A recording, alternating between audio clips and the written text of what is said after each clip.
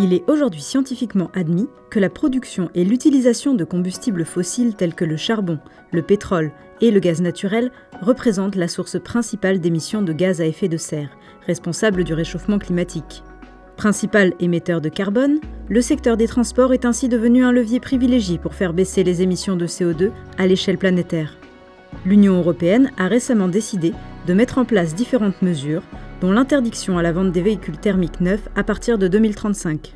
Les industriels et consommateurs européens sont dès lors encouragés à se convertir à la mobilité douce et à l'électromobilité. Sur l'ensemble de son cycle de vie, un véhicule électrique conduit en Europe et dont la batterie est produite en Europe émet moins de gaz à effet de serre qu'un véhicule thermique. Ses émissions de CO2 seraient alors 80% inférieures à une voiture diesel ou à essence. L'industrie européenne automobile occupe une place prééminente au niveau mondial en termes de production automobile et de recherche et développement. Afin de rester leader dans le secteur et de maîtriser l'ensemble de ses filières de production, l'industrie s'adapte pour construire une nouvelle voie. La production de batteries destinées à des véhicules électriques s'est développée au niveau mondial et en particulier en Europe, dans une logique concurrentielle et de réindustrialisation. C'est ainsi que les gigafactories ont fait leur apparition dans le paysage européen. Ces méga-usines au fonctionnement automatisé et robotisé sont conçues pour répondre aux besoins en production de batteries électriques de haute qualité et en grande quantité. Le projet Prologium s'inscrit dans cette dynamique. Actuellement, Prologium est un acteur précurseur dans la fabrication des batteries de nouvelle génération dites solides. L'industrialisation de sa production promet d'offrir au marché du transport, de l'électronique et de la robotique des batteries performantes, durables, compétitives et bas carbone. Quelle différence, quels avantages ?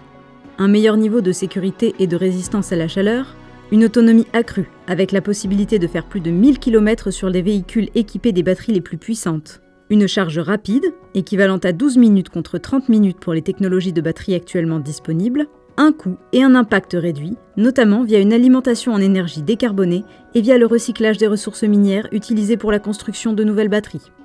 Avec son projet de Gigafactory à Dunkerque, Prologium prévoit d'équiper entre 500 000 et 750 000 véhicules électriques par an, selon le type de batterie, d'ici à 2030. Les travaux de construction de la Gigafactory et son raccordement au réseau électrique pourraient débuter en 2024 pour une mise en service dès 2026. Le site d'implantation se trouve à cheval sur les communes de Bourbourg et Crewick, à proximité de Dunkerque. La Gigafactory Prologium sera la 4e à s'implanter sur le territoire des Hauts-de-France, désormais connu sous le nom de Vallée de la Batterie. Le Nord-Pas-de-Calais est un bassin industriel historique et la région Hauts-de-France est un territoire stratégique. Située au cœur de l'Europe, elle bénéficie d'un réseau de transport fluvial et routier particulièrement dense et d'un port européen majeur. Ce projet est une opportunité pour le territoire. Participation à la transition énergétique avec une technologie de batterie de pointe, création à terme de 3000 emplois directs accompagnés par la création de formations dédiées, contribution à la dynamique économique territoriale. Prologium travaille avec les acteurs locaux pour l'implantation de son projet dans le territoire.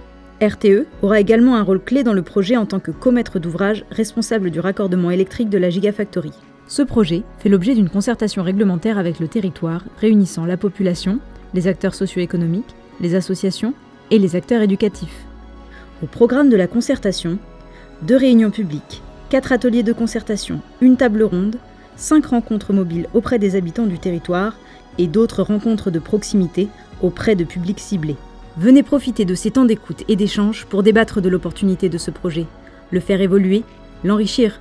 Informez-vous, donnez votre avis et posez vos questions sur le projet.